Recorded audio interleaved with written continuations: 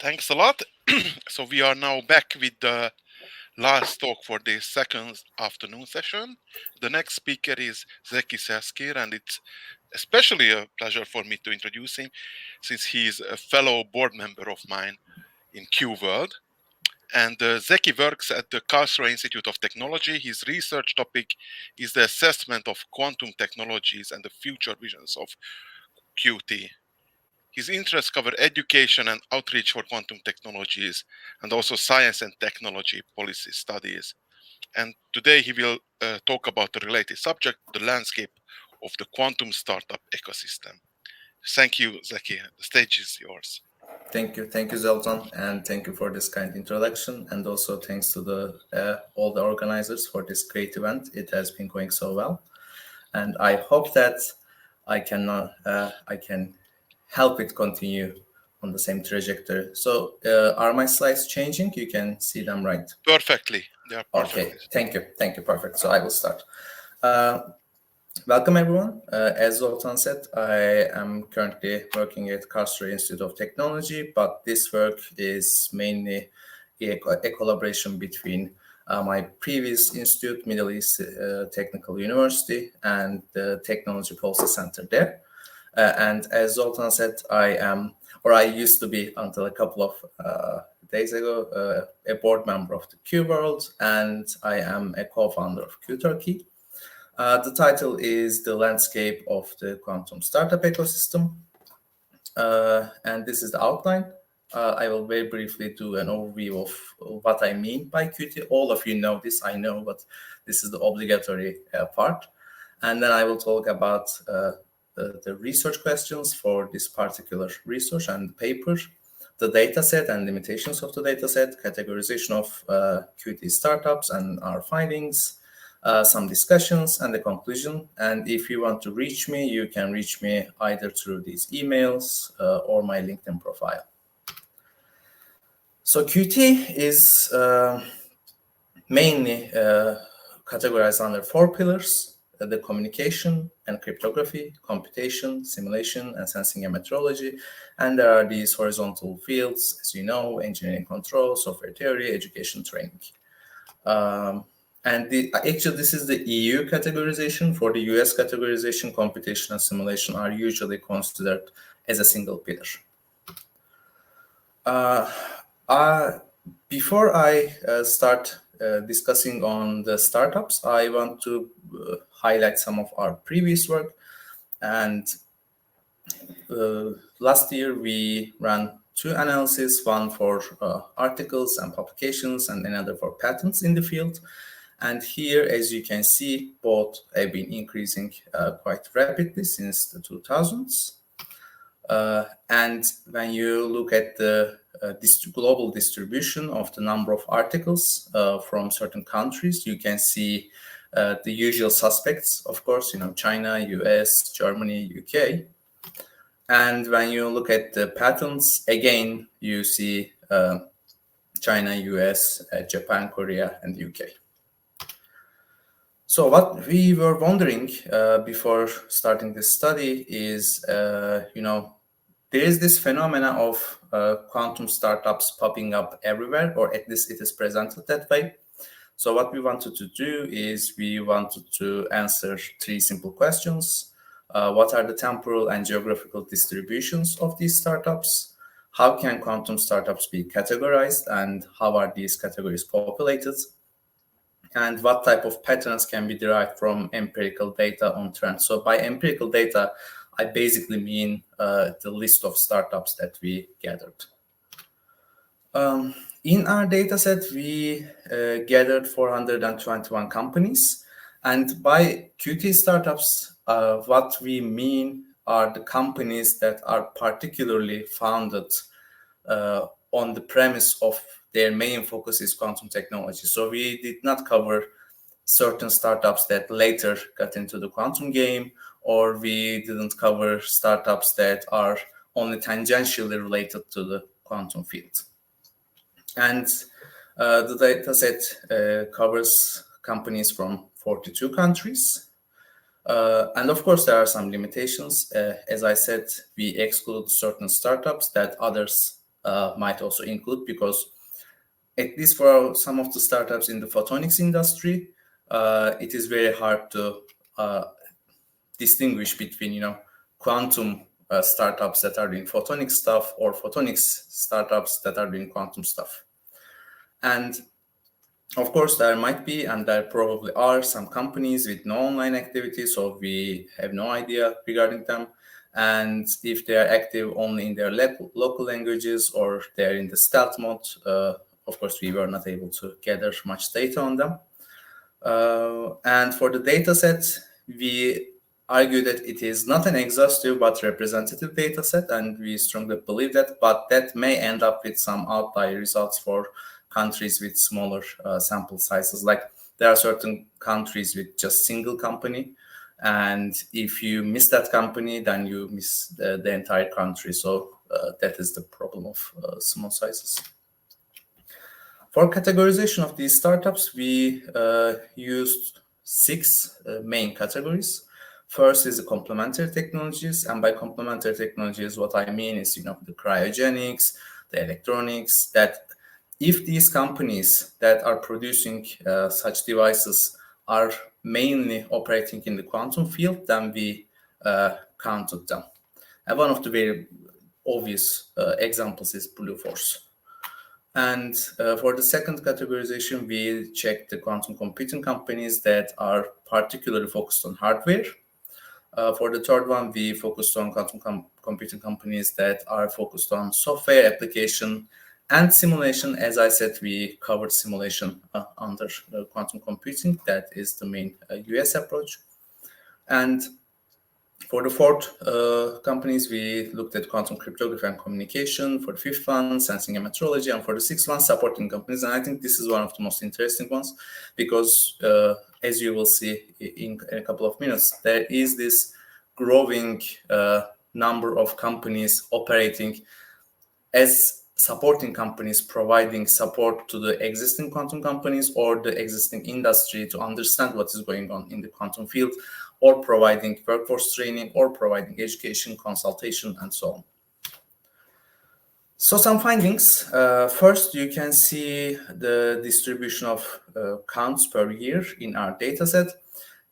You can, of course, very easily see that there's a decline in the number of companies, but this might not be the case, because we were collecting the data in 2021, and as you can see, the decline is in 2021. So there might be some companies that were founded after we gathered our data, and also it is really hard to obtain proper data on companies that are recently founded. So if a company is just founded 2 months ago, it is really hard for you to come by their profile or encounter them.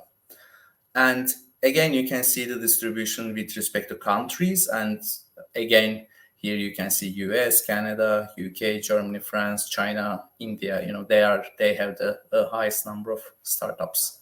And this is not surprising, because the startup culture is mainly an Anglo-Saxon thing. So it is not a surprise that the top 3 countries are US, Canada, and UK. And here you can see the distributions with respect to years, with respect to fields.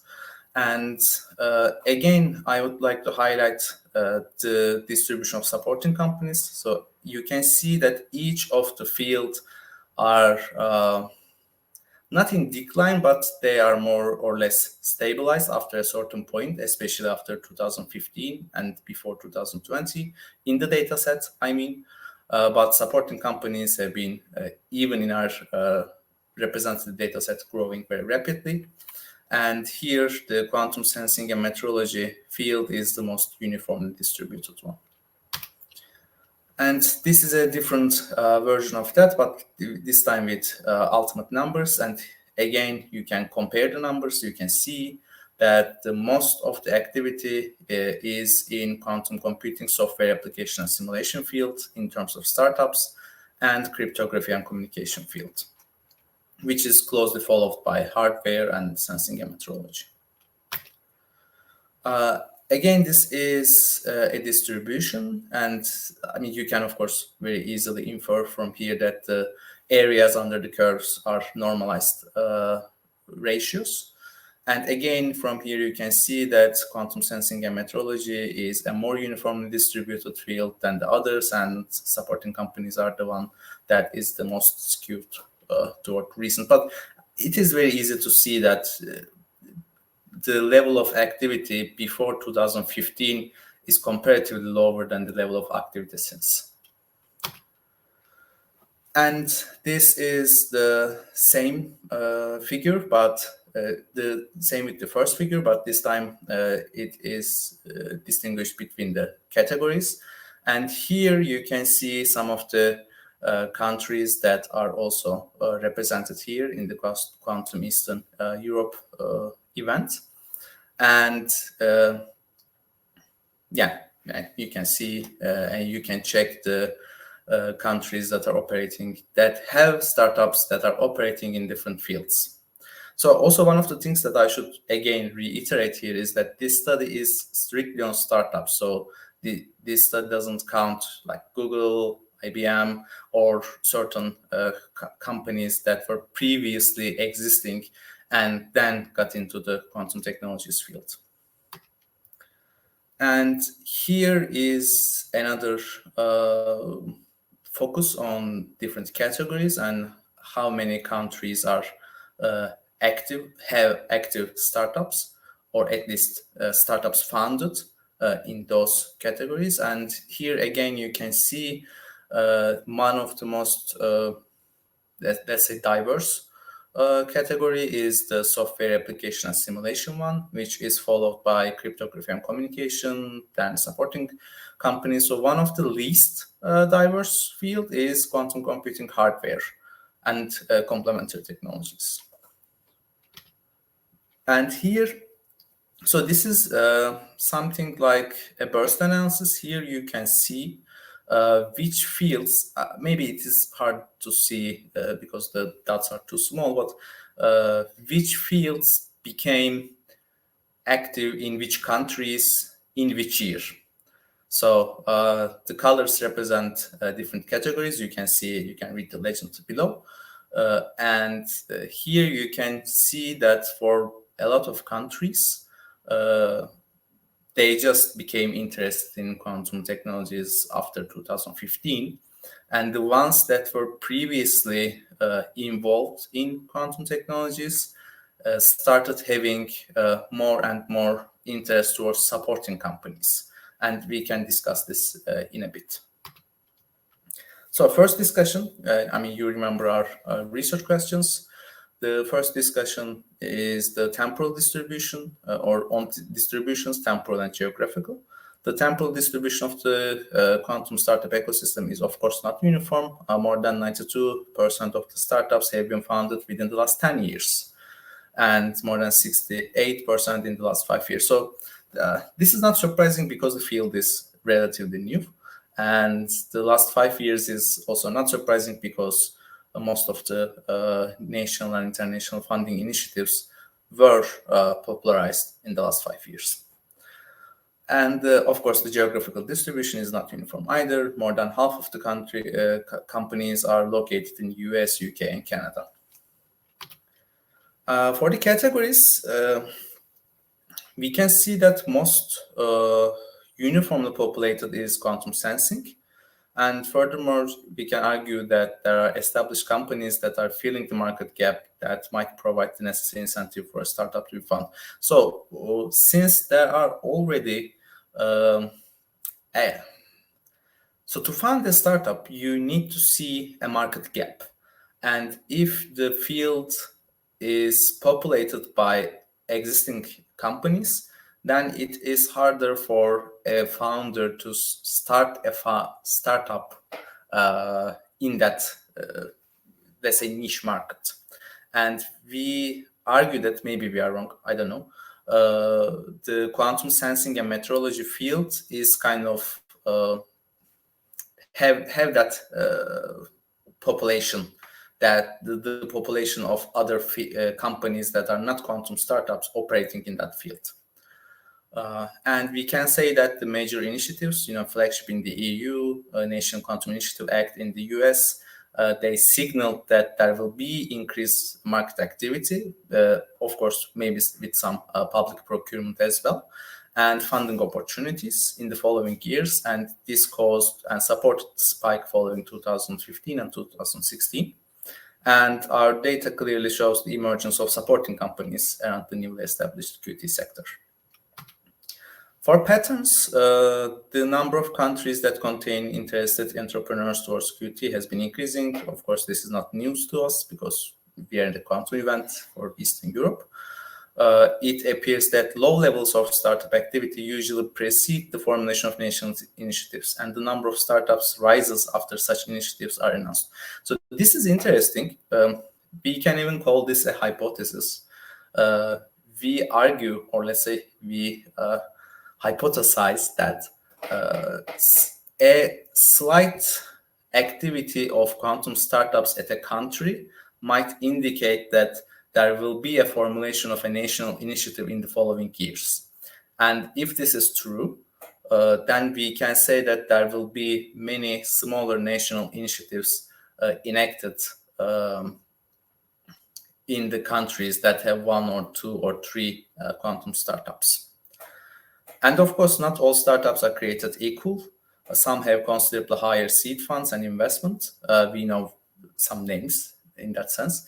And however, one can infer that there is a relationship between the number of startups and the number of startups with such funding. So this is very straightforward. If you have 100 companies in your country, then at least some of those companies might get huge amounts of funding, and the interest towards such companies will be higher.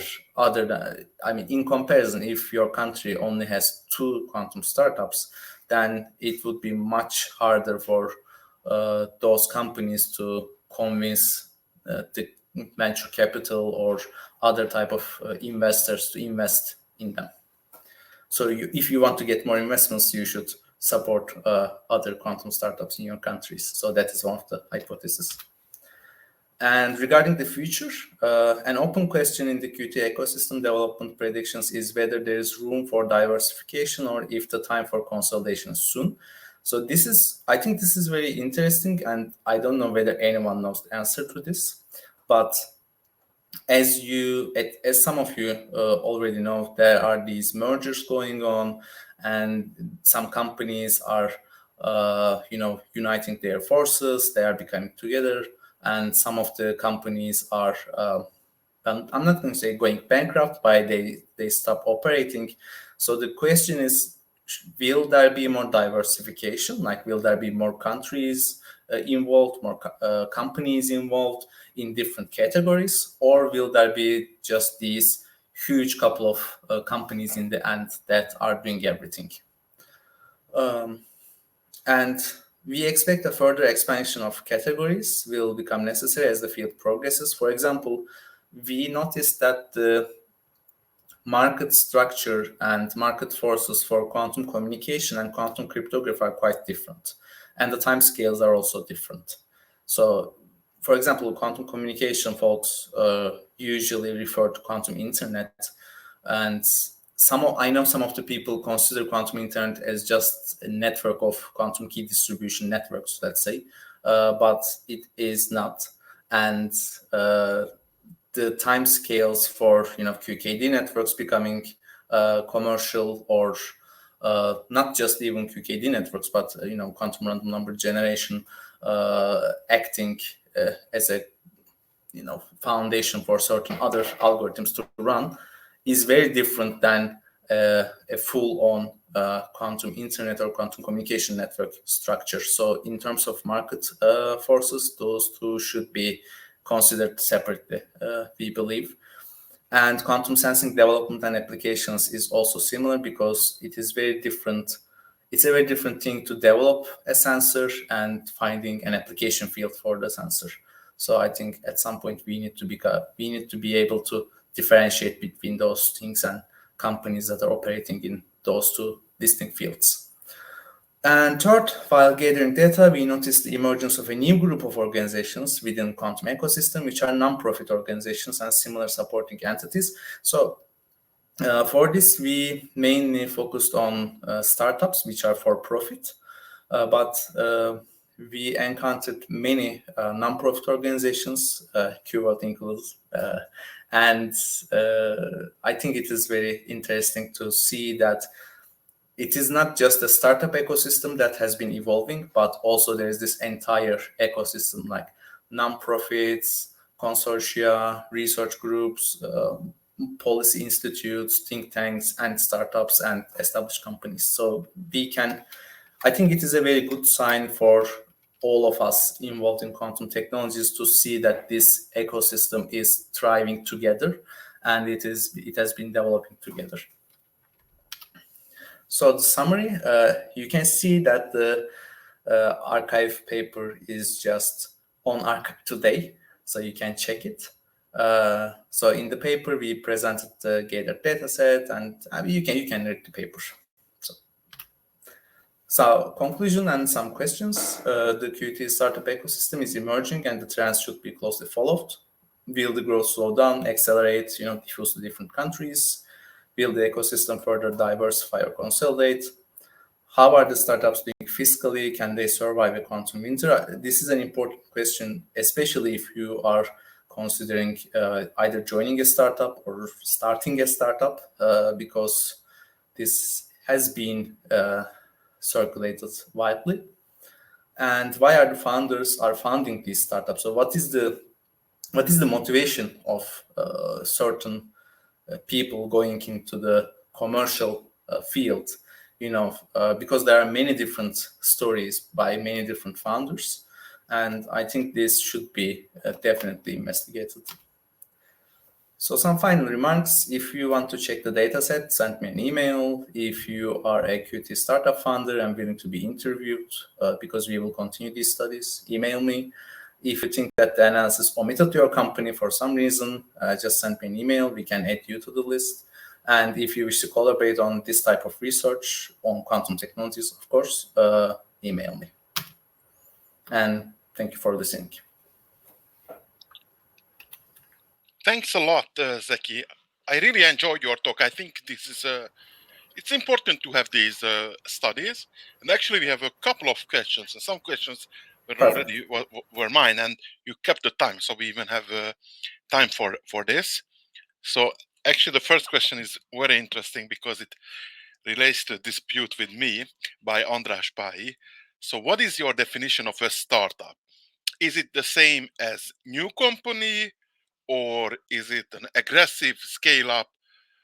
Is aggressive scale up also included in your definition of a startup? No, new company. New company. Because because some people would argue that also this could be up because it's actually a way of working this. Yeah, sure. I mean, one of the things that this kind of research is really, you can formulate it in a different way, and it is also okay. And I think people should also do that and see whether there are any major differences between this type of formulation. Like, what if we considered only the new companies versus what if we also included the aggressively scaled up companies? And if there are certain major differences, then the next question will be why. Why there are certain major differences between these different types of data sets. And that is legit research. Somebody should definitely do that. Right. So then could you go back to your slide with the countries? I actually wanted to go back, yeah, of course. Where you actually very nicely put out the countries that were listed as quotation mark Eastern Europe. Let me just make it into full screen. And Oksana asked the following question. I just wanted to have a look and also ask some questions, but let me actually read the question of Oksana Mishina. If you consider European countries only, how homogeneous are the distributions? Well, I guess one has to specify this question better, like maybe if you normalize it with the population. Definitely. Either the population or GDP, you can definitely do that. We haven't done that, but as I said, we are open to sharing the data set, and it is a very, it's just a list of companies and the founding year and the category, etc. So if anyone is interested in doing that, of course, again, it can be a good indicator of which countries are investing more, or making it a more priority than the others. So a few things you can immediately see from the relevant region that we are discussing now, so Central and Eastern Europe, including some Northern and Southern European countries. So one thing is that Finland, which has a population of 5 million, is so high up. Poland, with a bigger population, is also high up. Interesting is Latvia, which has a very small population, and it's still like high up. And a very interesting, or maybe a sad one, relevant for you, that Turkey, with the huge population, 90 million or something, is like on the down of the list. So that's maybe there could be some reasons for this. One of the new things that I'm trying to do is actually to find the ratio of QISD papers in the total number of publications from a country, because we need to be able to develop certain metrics to rank, or at least to help us understand, how much a country is actually interested in quantum, because not all countries have to be interested in this technology. We should accept this. But for example, here also one of the issues is that for single company countries, maybe there is just another company there and we missed it. So as I was mentioning, if you are not seeing your company represented here, please send me an email. But yeah, not all countries are created equal, and not all countries are represented equally in the quantum field. Mm-hmm. There are a couple of more questions, but one question is about quantum biotechnology companies. I don't know. I have no idea. Yeah, okay. Mm-hmm. I mean, if they have a certain company in mind, they should just send me, and I can check whether it is included in our data set or not. Because there are certain. So one of the issues that I was talking about, separating the categories for sensing, especially sensing applications, I think there might be some companies funded up for that. Yeah, there are even in Germany. Yeah, exactly. And just like circle magnetics and doing the MEG stuff, there are certain companies that are doing that. They are not developing the sensors themselves, some of them. So that is why I think we should consider them separately. The ones that are developing the sensors and the ones that are developing certain applications for the sensors. Yeah, thanks a lot. Let me close by a comment from Araceli. Indeed, the follow-up research will be very interesting. Bravo, Zeki. And I also say the same thing. Thank you very much. And let's go for a break, and we come back at 16:45. Thank you.